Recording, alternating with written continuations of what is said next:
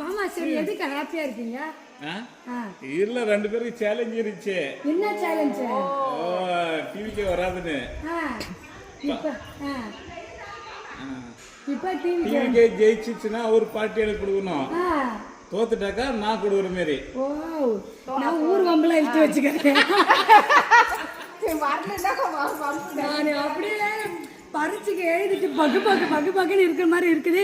இன்னும் கொஞ்ச நேரம் எங்க அண்ணன் வீரவாகை சூட போறாரு. அவ்வளவுதான், வெற்றி வாகை வீரவாகை.